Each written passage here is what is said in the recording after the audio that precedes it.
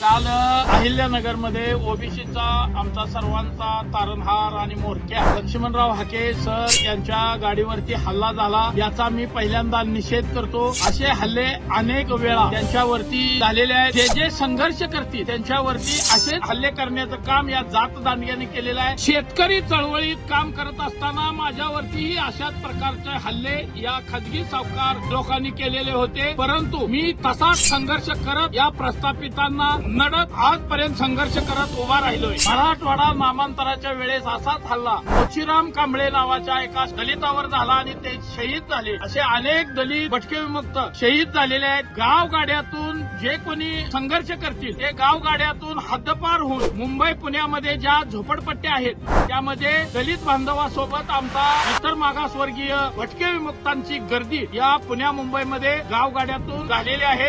हाके सरांवर हल्ला करून ज्यांची मानसिकता ही ओबीसी चळवळ संपवण्याची आहे, या मानसिकतेमुळे ही चळवळ कधी संपणार नाही। तुम्ही जेवढी दाबण्याचा प्रयत्न केला तेवढ्याच पद्धतीने ही गावगाड्यातली चळवळ यापुढेही अशीच संघर्ष करत उभी राहील आणि ती नक्कीच यशस्वी होईल। या हल्ल्यामागे शरद पवार असण्याची शक्यता आहे। या आरोपींचे शरद पवारांसोबत फोटो आहेत, यांचा आकाश शरद पवारच आहे आणि जर अशा आमच्या ओबीसींच्या नेत्यांवरती हल्ले कराल तर शरद पवारांची सभा या महाराष्ट्रात पुढे कुठेही होणं मुश्किल करू। असे अनेक संघर्ष योद्धे हे या प्रस्थापित जात दांडग्यांना सातत्यानं त्यांच्या विरोधात संघर्ष करत आहे। अरे तुम्ही हाके सरांसारख्यावरती काय हल्ले करता? आम्ही सुद्धा बापू बिरू वाटेगावकरांच्या रक्तामासाच्या आहोत। हाके सरांसारख्या संघर्ष योद्ध्यावर परत जर हल्ला करण्याचा प्रयत्न केला तर जशाच तसं तुम्हालाही उत्तर मिळेल।